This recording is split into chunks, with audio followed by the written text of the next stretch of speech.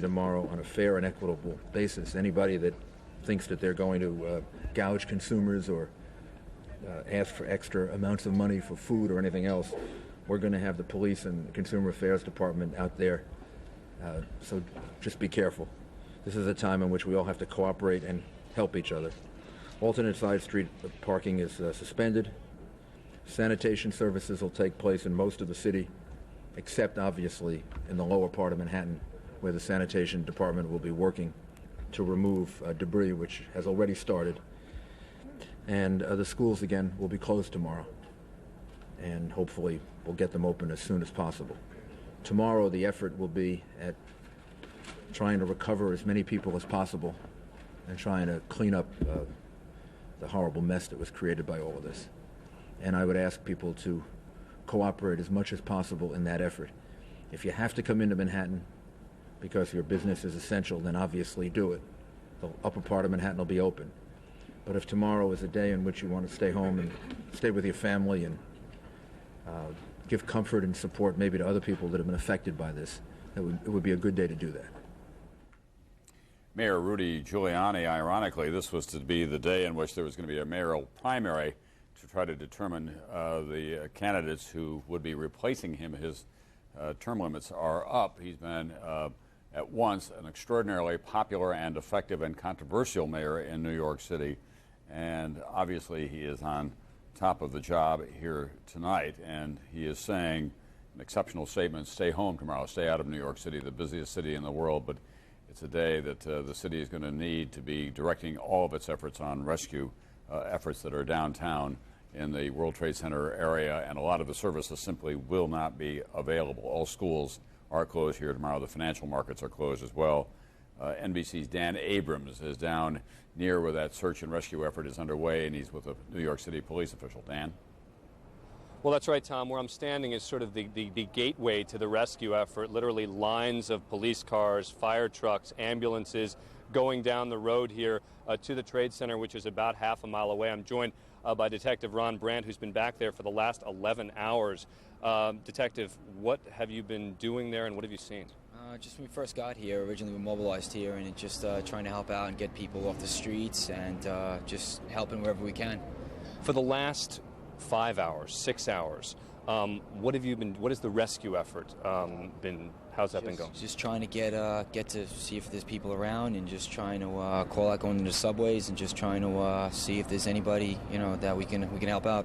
How would you characterize the scene back there now?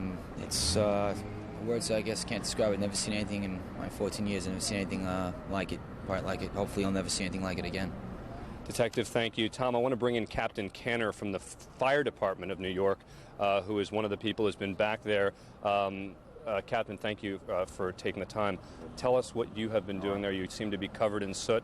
I've never seen such carnage. Right now, you have some heavy cranes, payloaders, lifting heavy steel beams and all, and doing search and rescue operations. Quite a bit of devastation over there.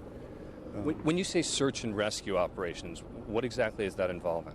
Well, we're looking if there are any survivors. I try and ID what we can, and basically lift some of the heavy building off. As you know, 2 buildings came down and another 60-story building collapsed. It's nothing like you could ever imagine. So we have some big payloaders and cranes, and we're going into that operation. Commissioner's over there. We just walked out now after about 10 hours, and we'll be going back in a little while. So everybody's working very hard and doing the best we can. Have you found survivors? I mean, a lot of the firefighters are coming out are saying to me, look, this is a recovery effort. Have you been finding them? No survivors so far. So sad to say, quite a few victims, but no survivors so far. So, and again, when you say quite a few, can you give us a little bit more specifics about what you've been seeing back there? You'd have to ask the command post. They have an overall view. We were in small pockets in certain areas doing our searches, so I could, knowing what we found, and I'd really rather not say what type of numbers, but I know the command post would have the overall figures. Finally, what is the state of the building right now? How would you characterize it? Non-existent, gone. So both towers and a 60-story building next to it. So totally collapsed into each other. Okay. Thank you very much, Captain Kenner. We appreciate it. Tom, back to you. They don't call them New York's finest for nothing. Those are really heroic efforts that are underway tonight in the lower end of Manhattan, and they will go on all through the night as they have all day long. The New York City Firefighters Union saying they believe that they lost at least 200 firemen when those buildings came down, and the toll, as we have been saying repeatedly, I know you may be tired of hearing it, we simply don't know how high it may go. At one point today, the president used the phrase, thousands dead. It could very well go into the thousands. 2,400 people were killed when the Japanese attacked Pearl Harbor 60 years ago this year. This attack on America, this terrorist war in America, could be more consequential in terms of lives lost, and it could be as well consequential in other ways in terms of getting this country involved around the world. Pearl Harbor, of course, triggered World War II, one of the epic events in the history of mankind. This is not expected to do just that, but it will change this country in so many ways. Let's go to Robert Bazell now, who has been at St. Vincent's Hospital for much of the day. It's one of the hospitals that are very near the World Trade Center, first-rate medical facility, and they have been taxed beyond their belief, I would guess. Robert? Yes, Tom, in the last hour or two, the number of ambulances coming in here has gone down to a trickle. And we understand from hospital officials that's because rescue workers have hit some kind of a hot spot, possibly a gas line or something like that, that's made them have to stop the search and rescue operations. But to get the latest numbers from the hospital, I'm going to bring in Mark Ackerman, who is a deputy administrator of St. Vincent's Hospital. He's been here all day. Mr. Ackerman, you had an emergency plan here in place. You were the lead hospital for the 1993 World Trade explosion. How well were your people prepared today? Bob, I think we're very well prepared. Unfortunately, St. Vincent's has been in the epicenter of a number of these types of incidents, and we have preparedness drills throughout the year, so we were quite ready. What are the latest numbers of casualties that you have here now? St. Vincent's here in Manhattan has received 327 patients thus far. 62 of them are in critical condition. How are we doing with 55 of those individuals are firefighters or police officers, and 3 of our patients have passed away. Now, that's a lot of casualties, but it's nothing compared to what we thought we would see when we got here this morning. It's really very upsetting to our entire staff. We really, in the beginning, had been told to expect up to 1,000 patients, and I think the realization is coming to all of our physicians and nurses that we were the hospital that received the most patients, and that really only means that there are still many, many people down under that rubble. Now, you have some personal tragedies here as well as the people that are coming in. You had a nurse who was communicating with her husband. Tell me that story. One of our nurses in our comprehensive cancer center, husband was up on a very upper floor. She heard about the airplane. She emailed her husband. They were talking back and forth, and then the email stopped, and she found out that the building had collapsed and realized that her husband had gone down with it. So it's a real tragedy from that perspective. A number of our nurses are married to firefighters and police officers, and they've been working hard all day, knowing in the back of their minds that their loved ones may be among the casualties. There's some terrible stories here, Tom, and I think that we're going to find out that this is going to continue on in the next few days, although certainly not at the rate that we saw it today. And I think from talking to the Dan Abrams, talking to the firefighter officials, we were talking about the magnitude of the rescue efforts, huge steel beams. It is the bodies and the victims, the injured, will continue to come in, but at a much lower rate. Tom? Ask Mr. Ackerman for us quickly, if you could, Robert, whether they have enough medical personnel, doctors and trained nurses and so on. Mr. Ackerman, are there enough doctors? Do you have the staff you need to deal with whatever contingencies come up? We do. We had over 500 physicians and nurses on duty, or people that came in from their days off. There was a convention of physicians in town here. As a matter of fact, we had people from Europe come and offer their assistance. And in fact, ultimately, we ended up turning people away because so many wonderful New Yorkers and people from around the world volunteered their services. And there was also an amazing sight here today. At one point, the hospital had asked for blood, and the number of donors who were spilling onto the street here was so great, within just minutes of the first announcement, that you had to turn them away. We did. Actually, we had over 800 people in line at one point. The mayor happened to come at that moment and said, "What do you need?" And we said, "We have people we have to ship to other blood centers." And we had 10 city buses here in a matter of moments those 800 people were brought around the city to donate blood in other places. And you have enough beds to handle all the people that have come in and all the people that will be coming in the next hours? We do. We have 2,600 beds in the St. Vincent's Catholic Medical Center system, 800 beds here in Manhattan. We were able to send many of our patients to our other hospitals, and they will be ready now with beds here in Manhattan in the event we get many more patients overnight. Thank you very much, and great job here by many, many doctors and nurses, Tom. All right, thanks very much, Bob Bazell at St. Vincent's, one of New York's premier hospitals in Lower Manhattan, not too far from the World Trade Center, or what used to be the World Trade Center. You can only imagine what it was like in the nation's capital today. First, the news that the World Trade Center had been hit by a plane, then a second plane had hit the other tower. That, of course, conjured up immediate visions of that this was some kind of a terrorist attack. Then the Pentagon was hit by a hijacked airliner. Donald Rumsfeld, the Secretary of Defense, was in his office at the time. It penetrated 2 of the rings of that fortress-like building. The fires continue to burn there tonight. There was a code red on Capitol Hill. That meant that House Speaker Dennis Hastert, who was third in line of succession, had to be taken to a secure location. Condoleezza Rice, the national security advisor to the president, was on the phone to him.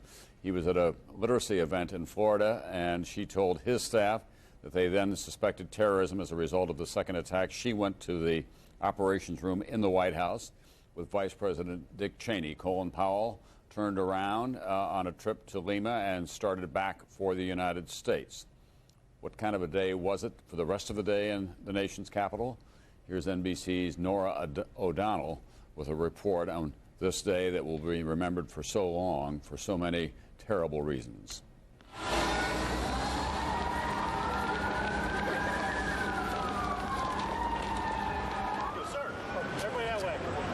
Help me get all these people across the street, please. Moments after the attack on New York, the chaos spread to the nation's capital. So it looked to be maybe a 20-passenger corporate jet, no markings on the side, coming in at a shallow angle like it was landing right into the side of the Pentagon. And then a huge fireball, perhaps 5 times the height of the Pentagon. The terrorist target was the nerve center of the United States military. An explosion ripped through the building that since World War II has symbolized America's power. And we heard this boom, the building shook, the ceiling tiles fell out of the ceiling, and we ran out. We kind of dazed, grabbed our hard hats, ran out, and there was just smoke. People were screaming, "Run, what is it, what is it?" Let's roll!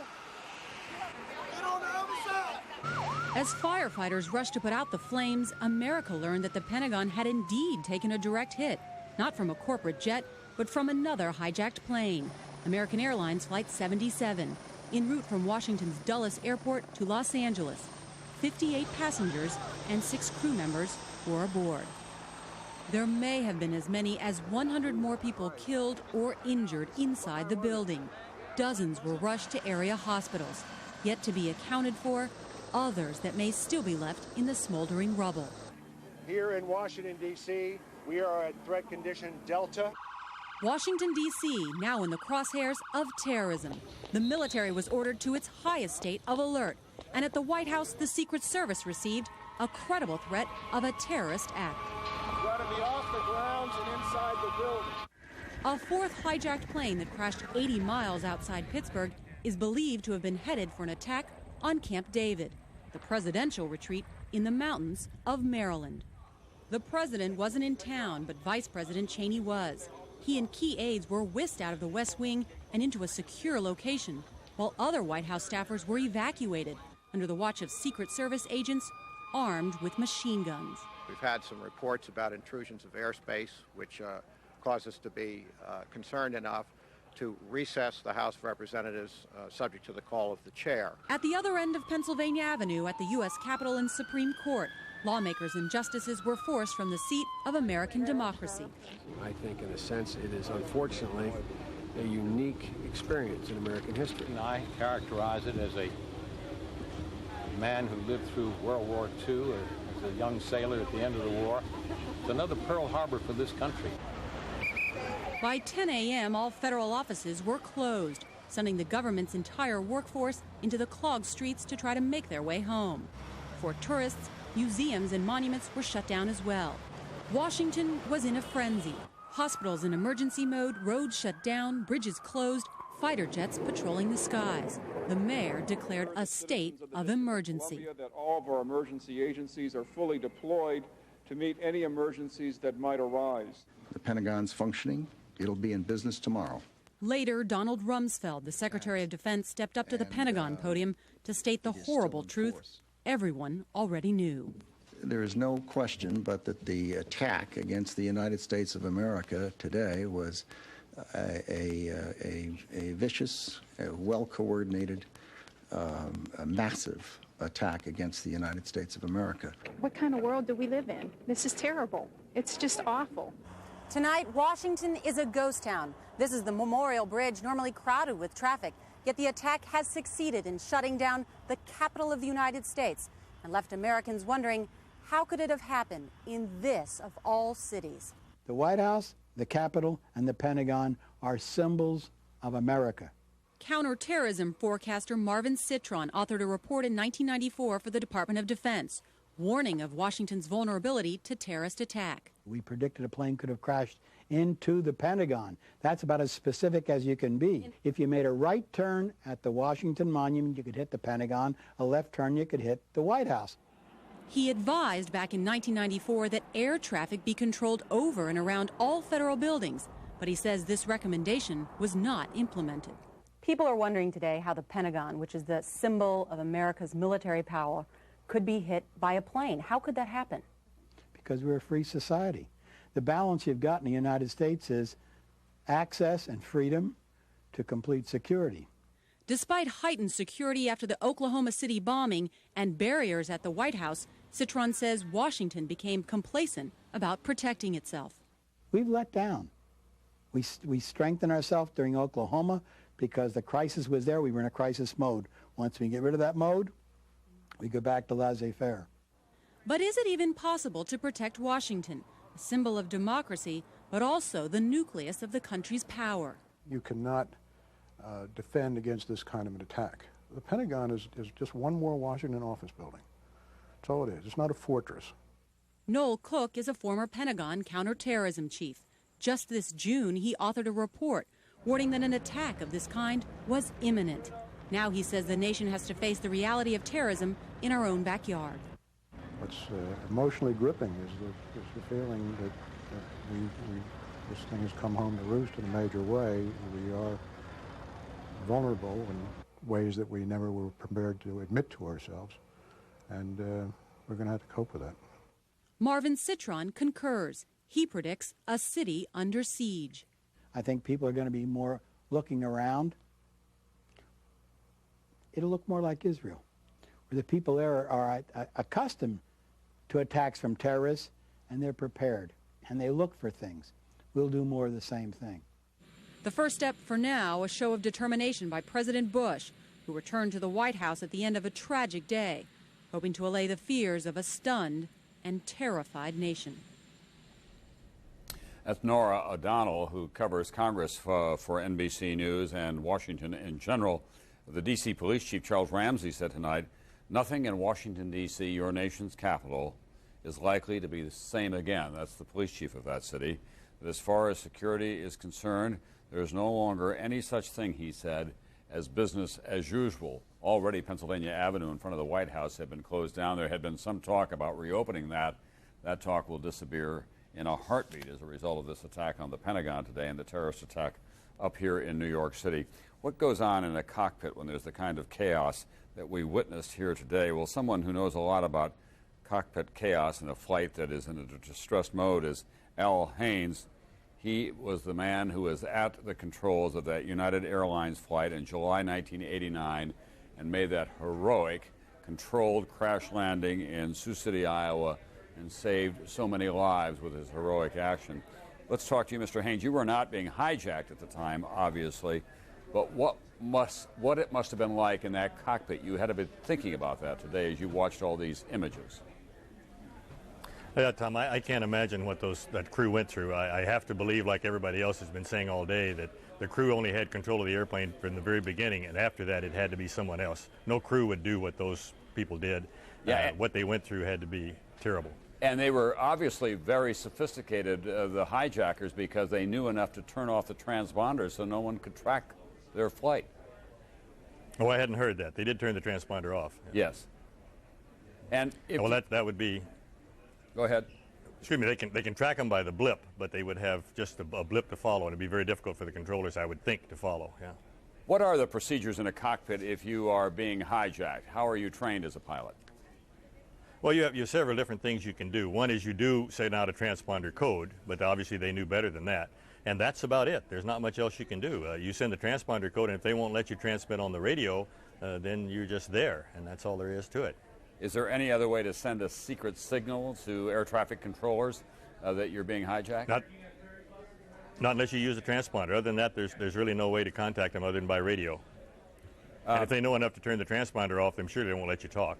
Once you get airborne in a 757 or whatever these planes were today, how difficult would it be for someone to remove the pilot from the chair and take the controls and fly it as precisely as they did into the Pentagon and into the World Trade Center? Well, I would just guess here, speculation, that once they're in the cockpit, they probably know enough to put it on autopilot. They put it on autopilot, then they pull the crew out of the seats by either executing them or making them unconscious, and then they can get back in and fly. But first it would go on autopilot, so the airplane would be under control while they were doing this. And they probably know enough to do that, evidently, if they know enough to turn off the transponder. That'd be a guess anyway. Yeah, but they made a hard left turn when they left Boston, according to the blip that we were able to follow on the tracking tape, and then they were able to make a couple of banking turns at low altitude here over Manhattan, and I think that there was at least one report that they did the same thing over Washington, D.C., perhaps over Lafayette Park. So it does appear that the people who were at the controls were skilled pilots, and if they were the terrorists, they were obviously highly trained. Well, it's also possible that they hijacked the airplane before it took off. I'm just, again, a wild guess, so that they were actually in the cockpit at the takeoff. And if you know that the one down in the Caribbean that crashed, the hijacker was in the right seat while the captain was in the left seat. It's possible if he thinks they're just going to hijack the airplane, you'll do whatever they say. And if he says, I'm going to sit in this right seat, you take off, that's what you do because you assume he's just going to go somewhere and land and refuel and that type of thing. How difficult has this day been for you watching these planes being flown into buildings and the Pentagon? It was difficult at first, especially when I found out there were crews involved, and when I found it was United, it was even more so. But the whole thing has been very difficult. I have been busy most of the day and haven't seen an awful lot of it. But what I have seen is just, as the word everybody uses, horrific, and it's a very emotional thing for anyone. Al Haynes, thank you very much for being with us. It still was a marvel of piloting that you did when you landed that plane in Sioux City, Iowa, a United Airlines plane that had lost most of its controls, and he was able to bring it in a controlled crash landing. They did lose some of the passengers, obviously, but any number of them were saved as a result of his great skills in the cockpit. We want to show you some remarkable scenes now from inside Air Force One. This is the fighter jet escort that Air Force One had as it flew back to Washington today from the Strategic Air Command headquarters at Offutt Air Force Base. That may become a routine procedure for the president as he flies domestically in this country as well as internationally. It's not always a conspicuous presence. You generally have planes when you're flying with the president over disputed areas that are in the vicinity, but you don't see him flying that closely off the wing of Air Force One. They're on their approach now to Andrews Air Force Base. That's an F-16, I think. I can only see one tail sticking up, so I think it's an F-16 that helped escort them back to Andrews Air Force Base.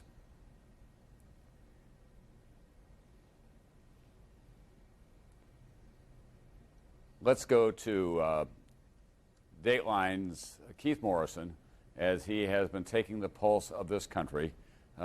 America, in all of its complexity and all of its parts, becomes a family on a day like today. Here's Dateline's Keith Morrison.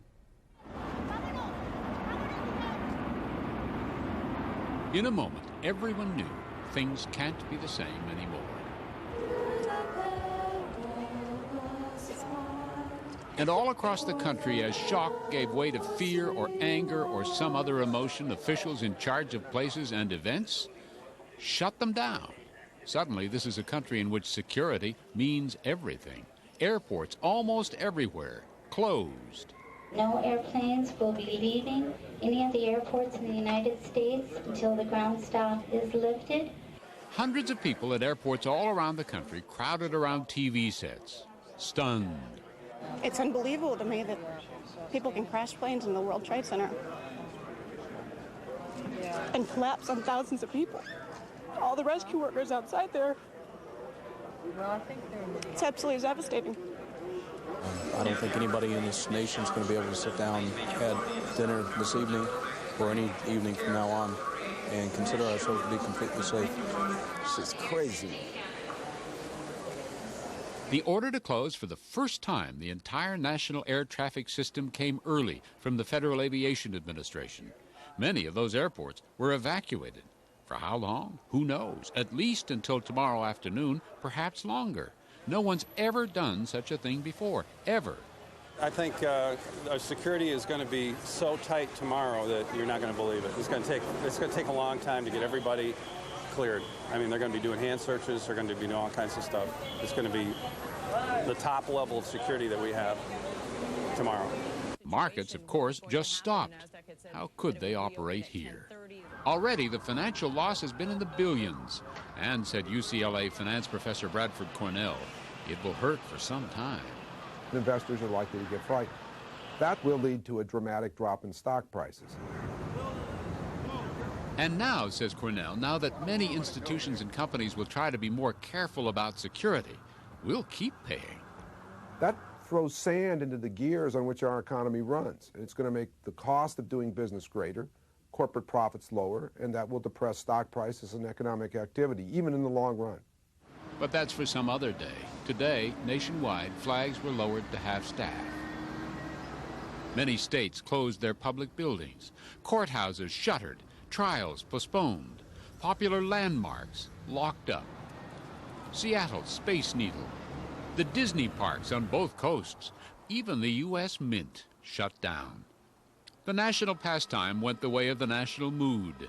Baseball commissioners announced that the schedule is off indefinitely. And for the Emmys, postponed indefinitely. Who felt like celebrating? This weekend is not the weekend to put on this telecast. In Texas, thousands of people flocked to a prayer vigil at Southern Methodist University. Help us to make sense of senseless acts. Psychiatrist Dr. Stephen Kingsbury said he expects a lot of people will want to be overcautious for a while. Our sense that we live in a safe society where we have good protections against external threats has been taken from us. And a terrorism expert, Peter Chalk, who spoke to us over the phone because security kept him out of downtown Washington, told us overreacting towards safety might be a good idea for a while. That symbolic message that's been transmitted across the world will have profoundly affected the image of the United States abroad, of invulnerability, and that the U.S. can be brought in to the very front line of this sort of attack. And what wasn't shut down today, we are much more careful about guarding. The border with Mexico and with Canada closed for a while. Security around military installations like this one is at extraordinary levels, of course, also at atomic plants and the other sensitive places in the American infrastructure, which in the past had seemed impervious. No longer. The terrorism expert worries that in their fear and anger, Americans may decide it's time to end this country's famous openness.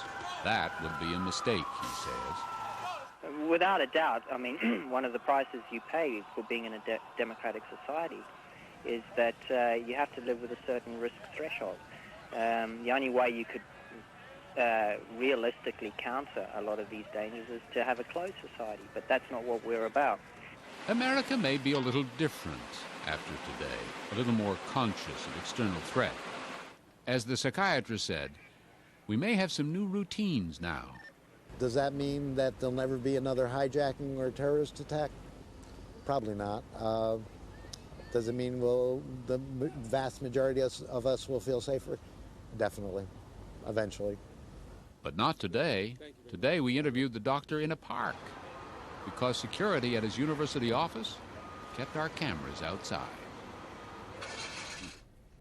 That's Dateline's Keith Morrison on the mood of this country on this stunning day that so brought together America in grief and shock, frustration and anger and determination to go forward as well. We do have some additional information for you. A top New York City police official said at the end of the news conference by Mayor Giuliani that, in fact, there are people still alive trapped in the rubble of the World Trade Center. He wouldn't say how many, but they're bringing in heavy construction equipment to move a lot of the big blocks of concrete that have come down and the steel beams as well. And he says that they have recovered some victims who were still alive when they found them this evening. So that's the most heartening news that we've had from the site of this carnage in Lower Manhattan so far tonight. The work will go on through the night and for several more days. John Hanson, the assistant fire chief in Oklahoma City, reminded us earlier that in Oklahoma City the rescue efforts were going on for 7 days before they were called to a halt, and they had a full accounting of all the people who were missing. And as horrendous as Oklahoma City was, it will pale in comparison probably in terms of the number of people who were in the World Trade Center when those two buildings came down, say nothing of that 40-story building that came down later, although that area had been evacuated by that time. NBC's Maria Shriver is in our Burbank bureau tonight, and she has been looking at the people who were on those flights that were destined, most of them for Los Angeles, although one flight was headed for San Francisco. Maria, what can you tell us? Well, Tom, as you have been reporting, as you just mentioned, all 4 of the hijacked planes were headed here to California, 1 to San Francisco, 3 here to Los Angeles. And the news that came here to California when people heard that those flights were coming here brought this city almost 3,000 miles away from the New York World Trade Center to almost a complete standstill. Los Angeles was one of the first airports in the country to get the early morning call to close down. Los Angeles International is one of the airports that we've asked to be evacuated early on. That unprecedented move spread fear throughout the city that terrorism might be heading west. The city went into high alert. Federal buildings, City Hall, and the courts were all evacuated, and that was just the beginning. The chief of police attended an emergency council meeting and went on television to try and calm people's fears. We certainly want to, again, reassure the public that all is safe in the city of L.A. We certainly have no guarantees, but we're certainly looking at all of the precautionary measures to ensure that the community is as safe as possible. And while there were no terrorist incidents, nonetheless, businesses came to a standstill. Disneyland closed its doors not just in California, but throughout the world. Virtually all studios closed down, including Jay Leno, who suspended production for the rest of the week. Tonight's Latin Grammys were also canceled. So was Madonna's concert and sporting events for the near future. Even the Emmys canceled Sunday's award ceremony. A celebration and a comedy show would just not be something that would be appropriate for this country this weekend. By mid-afternoon, the state's governor felt it necessary to go on television and reassure all Californians that their state was indeed secure. First of all emergency services operations are up and running throughout California.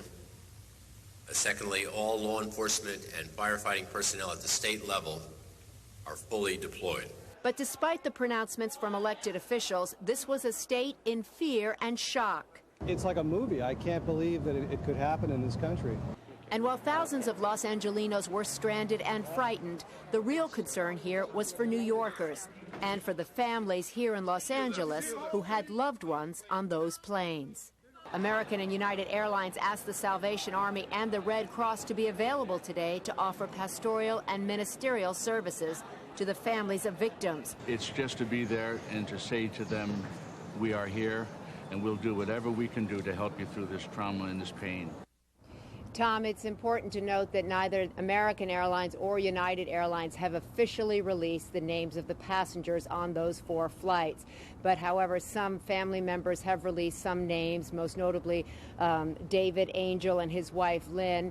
were on the flight from Boston here to Los Angeles. Angel is well known as the producer, one of the producers of the hit television show Frasier. His colleagues released a statement this afternoon calling him an incredibly talented, kind, and gentle man, a man of incredible personal faith as well. He perished on that flight. Also, as we've been reporting, I know you have also Barbara Olson. She was the wife of Solicitor General Ted Olson. She was on the flight from Washington to Los Angeles. She was one of the few passengers on several of these flights who managed to make a cell phone call to her husband where she told him that they were being hijacked. Moments later, her plane crashed into the Pentagon. Several other names have trickled out, but we don't know whether their kin have been notified, so we don't want to go out and actually tell you who they are. American Airlines and United have both asked us to publicize 800 numbers that they have put together. This is for family and friends who have questions, who want information about whether loved ones actually did get on those flights. The United hotline is 1-800-932-6555, and the American Airlines hotline is 1-800-245-0999. And they're quick to point out that people who are just who have no real personal connection should not tie up these lines. These are phone numbers for families, for concerned members of families who might have loved ones on those flights. But people here, if you flew over this city today, you wouldn't even recognize it because these normally clogged freeways were virtually empty. Many people kept their children at home from school, although the school system did go on as usual, and people have been asking the city to return to normal. But very much, this was a city very much in shock this morning. Throughout the day, people thought this terrorism might be headed this way. So we'll continue to keep you up to date on the California situation. Tom? Thanks very much, NBC's Maria Shriver. I suspect that was the case across the country as well, even for cities and small towns that were not the destination of these airplanes, that things did come to a stop today because it was one of those events in which America coalesces around its sense of national identity and shares the television set as well, trying to keep abreast of what has been going on. We're joined now by New York Governor Pataki, who has been down at the scene of this carnage all day long. Governor, tonight we heard a top New York City police official say that there are still people alive, that they do expect to recover some people from that wreckage throughout the night tonight. Is that your understanding as well? Well, we certainly hope so. The rescue efforts are ongoing, and they have the highest priority. We have the city of New York has the finest police and fire rescue teams in the world. They've been augmented by our state, National Guard, and federal help, and everything that can be done is being done, and we're just praying that we can recover some people who might be in the rubble right now. The New York City Firemen's Union reported earlier that it had lost 200 of its members when the buildings came down. Is there any confirmation of that you have independently? We don't have any confirmation of particular numbers, but we know this is one of the darkest days in American history, and our prayers are with those who have lost their lives, with the brave families of the firefighters and the police who risked their lives to save others and were victimized by this terrorist attack. And our prayers are with those who are afraid their parents might not come home tonight. But we're going to continue to have hope. We're going to continue to work to get through this and to make sure that everything is done to try to recover anyone who might still be alive downtown. That is the highest priority, obviously, and to treat those who have been injured and to recover those who have been killed. You have any sense at all as to when that financial district can return to some semblance of normality? Tom, as you know, we've closed New York City south of 14th Street for tomorrow.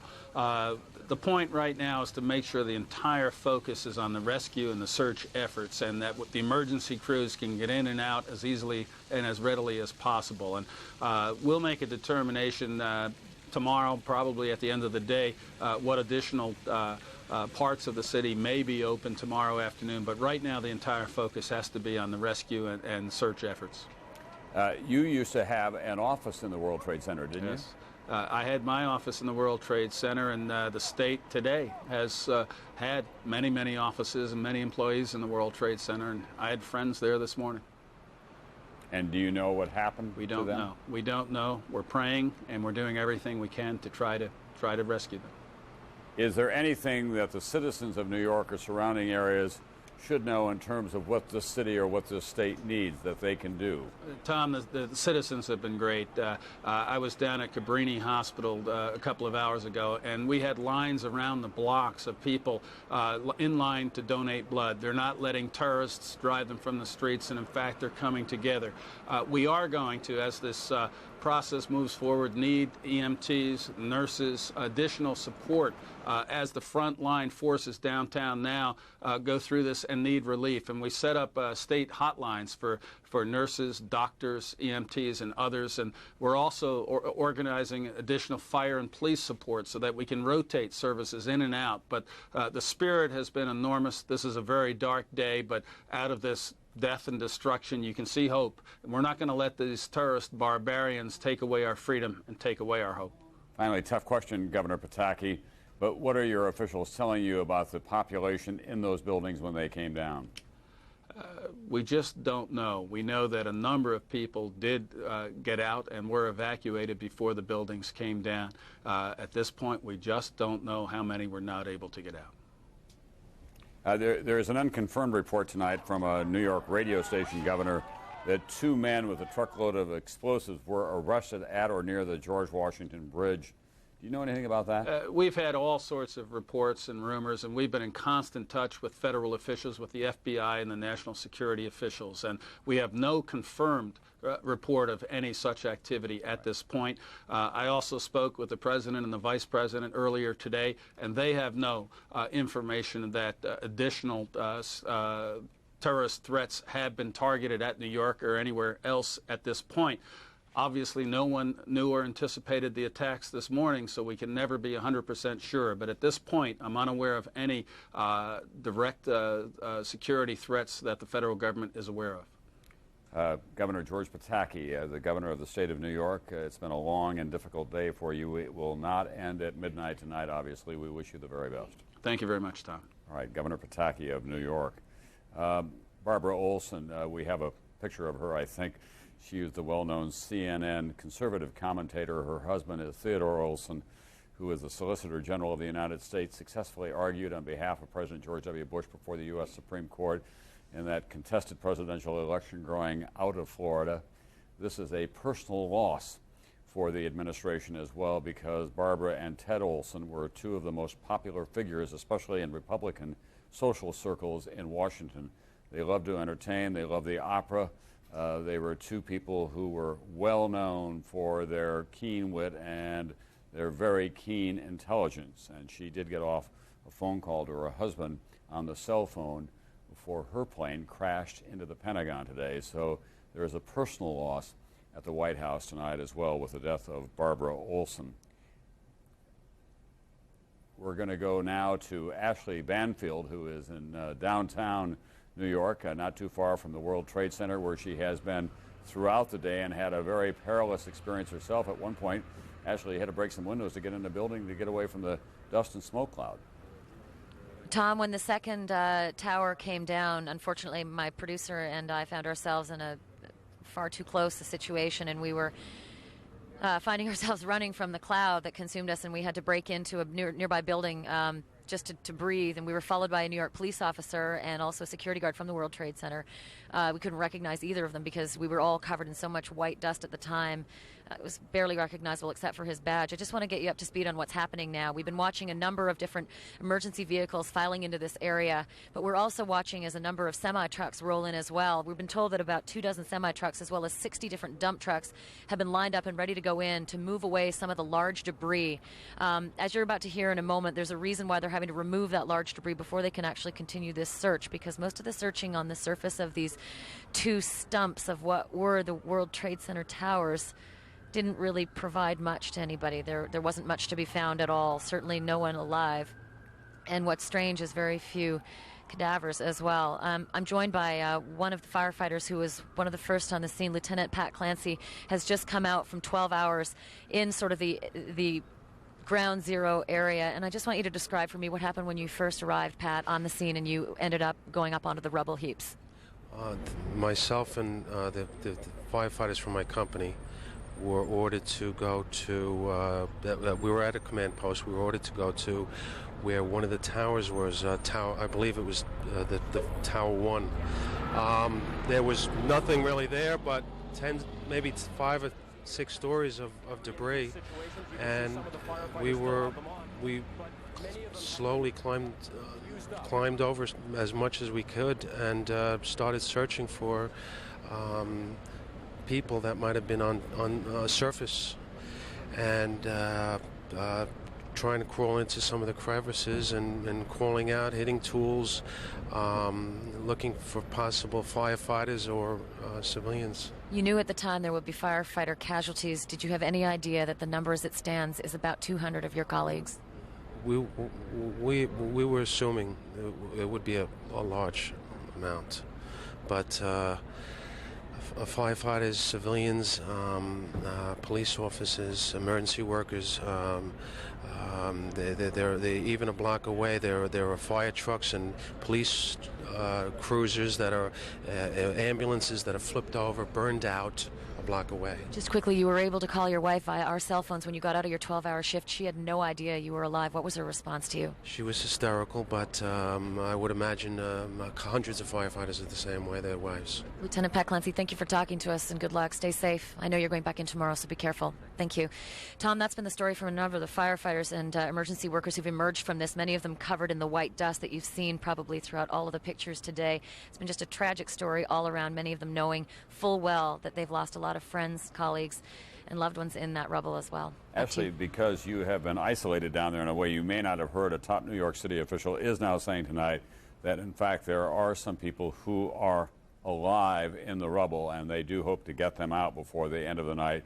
He also said that they had recovered some people who were still alive when they got them out of the rubble, so there is some faint hope, at least, for people who have been trapped in there. We don't know the number by any means or how severely they are trapped at this time, but thank you very much. It's been a long and difficult and dangerous day for you, and we do appreciate your reporting. Let's go to NBC's Robert Hager now, who has some additional information for us on that United Airlines flight that left Newark bound for San Francisco and then was headed back toward the East Coast when it went down outside of Pittsburgh. Robert? A couple of pieces of key information. It comes from a briefing that Attorney General John Ashcroft has just completed for members of Congress at the Capitol Police Headquarters down near the Capitol. First, before that Pennsylvania plane, he did tell the members of Congress that knives were the weapons used in these attacks. We'd had some inklings of that before from cell phone calls made from the planes, but as far as federal authorities know, knives were the weapons used. There are no reports yet of guns having been used in any of these 4 planes that were hijacked. Now, the point about that the fourth of the crashes, it was a United airliner that had taken off from Newark, and on the etching you can see it got out near Cleveland, and suddenly it diverts back east. There had been some speculation that it might have been headed for Camp David, but Attorney General Ashcroft in his briefing for members of Congress said it was turning back for Washington, D.C. He did not say any particular target. In fact, I guess there'd be no way for him to know what target they had in mind, but he did believe that they had Washington in mind as a destination, and there's some indication they might have actually filed some kind of flight plan from the air saying that. He also said one other thing, that plane was not shot down.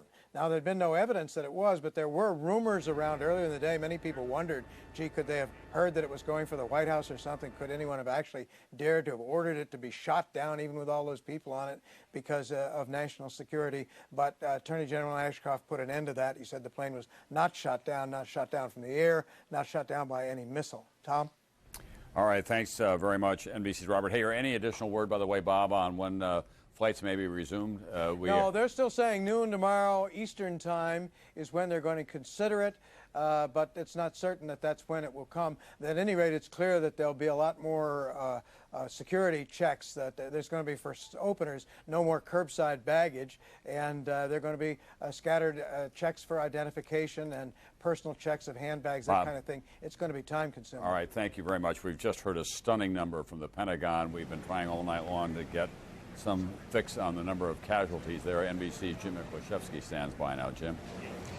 Tom, the latest figures from Arlington firefighters, who are really in charge of the firefighting and rescue efforts here, an estimated 800 killed inside the Pentagon, many of them still buried in the rubble that you see behind us. They brought in heavy earth movers, cadaver dogs, in an effort to find those who are still buried in the rubble. Very little hope, really, of finding anyone still alive, given the intensity of the fire inside and the severity of the damage to the building, the total collapse of all 5 floors down onto the ground floor. So, again, the latest estimate, 800 dead in the Pentagon. Tom. We should assume that the majority of those are military personnel, or would it be a mix as well of civilian employees and military personnel? Given the portion of the building, Tom, it's probably primarily military, Navy, Marines, some Army, and, of course, some civilians mixed in. All right, thanks very much, NBC's Jim Miklashevsky. The very disquieting news that at least 800 people were killed at the Pentagon, more than 266 were killed on those airplanes, an untold number still unaccounted for in Lower Manhattan. This has been, as we have been saying all day long, a day quite unlike any other in American history. There's never been an attack of this severity or this magnitude within the continental United States. People are comparing it to Pearl Harbor, but at that time we did know who the enemy was. It did get the United States involved in World War II. This, of course, a shadowy terrorist attack using civilians against civilians, hijacked airliners as guided missiles. We want to share with you now just some of the first-person accounts of the people who have gone through this long, unending, and difficult day. On any given day, New York is a city with its own sounds, with its own rhythm. Today, you could feel a collective shudder as it all came crashing down, and the voices of those at Ground Zero are still shaking. Fathers. All of a sudden, we felt the second one go. Mothers. We all heard this just really loud explosion. Daughters. A huge explosion and a shudder. And our own colleagues at NBC. I never thought that it would happen here. Tom Lochtefeld, at work at a trading firm on the 80th floor of World Trade Tower 2 when the first plane hit. All you could see were papers and smoke just flying through and around the plaza. And we looked up about maybe 10 or 15 floors up, and the whole wall was blown out, and it was filled with flames. And everybody was just like in awe. We had no idea what it could be. And suddenly our 2 managers in the office, they came screaming in with an urgency that I've never, ever heard before in anybody's voice, saying, "Get out, get out, get out, get out."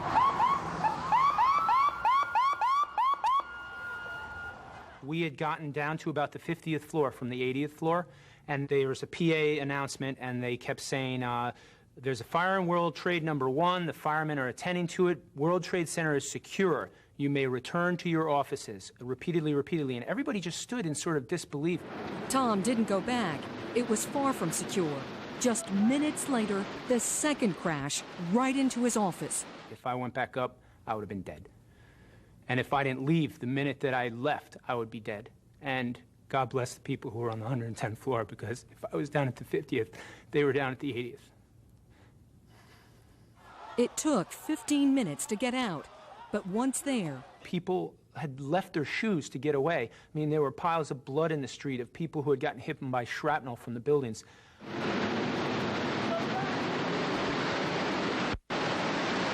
Your wife, you know, she said to me that she thought she was a widow. I bet. Kim White was stuck on the 74th floor of Tower 1. The doors were locked. Why? I have no clue. We sat around for about 5, almost 10 minutes trying to find a door or get somebody with a key to come open the doors so we can get downstairs. We had those precious 5 or 10 minutes when it made that much of a difference. A difference because she barely managed to escape as the building was collapsing. Glass just flying all over the place, and we're not knowing which way to go because we didn't know which way the building fell. Once it hit ground, all you saw was blackness. I'm sitting here saying to myself, breathe properly, Kim, breathe properly, because you don't want to take in too much, because you're going to collapse, and no one's going to be able to find you because there's nothing but blackness. And breathing wasn't easy, not just because of the debris. To make things worse, Kim suffers from asthma and suffered an attack. Was there a time today when you thought you were going to die? Oh, definitely. On at least 3 or 4 occasions. The initial explosion, going out to the reception area, seeing that ceiling collapsed, being stuck in a stairwell and not being able to get in. We couldn't go back up, we couldn't go down. My life didn't flash before my eyes. It was just trying to get down far enough where, I would be safe. And to the safest place and person. I just want to see my mother, that's all. I'm probably 32 years old, sleep with my mom tonight. Someone else's mother, Maggie Cusack, was also battling her way down from the 82nd floor of Tower 1. The building just shook, and you could see the stuff kind of flying down. It was big. I mean, you could tell it was a large event. I believe all of my coworkers got at least out into the stairwells. I guess it was about the 27th floor. The firemen started coming up into the building. And I just felt that they were very brave, and we were kind of clapping for them and wishing them luck on their way in. Are you thinking of the firemen because you fear that they were perhaps trapped in the building when it collapsed? I think they probably were. I think there were a lot of them that did get trapped in there, and I think that's very sad. They were all nice, young, healthy, good-looking guys, and I'm just really grateful that I got out before the buildings collapsed. A few moments ago, NBC's Dawn Fratangelo with some of the people who went through the most terrifying day of their lives, their relief that they survived, their gratitude for the people who tried to save them, and their grief as well for their loss. Let's go to NBC's Rahema Ellis now. There is some, I'm told, exceptional videotape at Ground Zero. Rahema? Tom, indeed. I have just come back from Ground Zero. It's like going inside a disaster. We have some pictures we want you to take a look at. There's an eerie light that's cast over the entire area. Fire crews are hosing down the smoldering remains.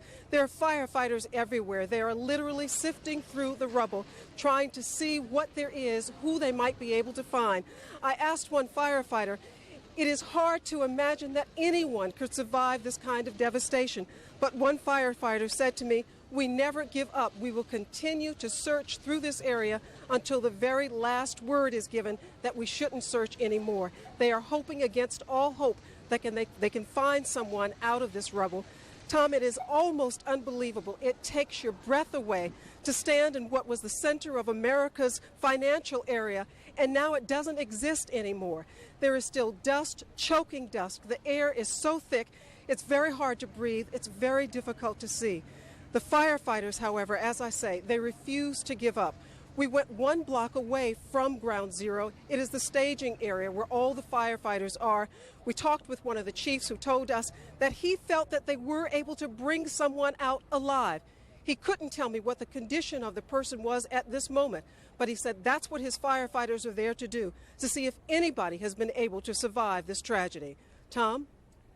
Rahema, did you see any evidence of people who were alive or hear from the firefighters around the ground about recovering some people who were alive? No, Tom, I did not. Every firefighter I talked to only shook his head, lowered his head in disbelief and sadness, but again, with the determination that they were going to continue to search until all hope was lost of finding anybody alive. They are continuing that search. Thank you very much. NBC's Rahema Ellis, the New York City police official who said earlier that he believed that people were still alive there. The hope may have been the father of the wish in that case. This day, you'll remember forever, whatever your age, wherever you live in this country. There are those days that, for the people who are alive in America, are etched forever in their minds. December 7th, 1941, Pearl Harbor. 1945, the end of World War II, victory over Germany and Japan, the death of FDR. November 22nd, 1963, the assassination of John F. Kennedy. The age of innocence came to an end in America. 1968, the assassination of his brother and Martin Luther King. 1974, the resignation of Richard Nixon. 1989, the death of communism, the fall of the Berlin Wall, the liberation of Poland and Czechoslovakia. 1990, the release of Nelson Mandela. And, of course, 1989 as well, Tiananmen Square and all that that meant to this country. 1968 also saw the landing of the man on the moon. And then the millennium, a new century, a new beginning of 1,000 years, new hope for this world and for America. 1 year in, on the 11th of September, the 9th month, 9/11/01, an act of terrorism that is tantamount to war, the most serious attack on this country since Pearl Harbor, the most devastating attack within the continental United States ever by a foreign force of some kind in more than 100 years. We'll all be tested by all of this, and we'll have continuing coverage. Many of your local stations will go to their local news now, but we'll have continuing coverage on this NBC station. Brian Williams will be here for a while, and I'll see you again at 11:30.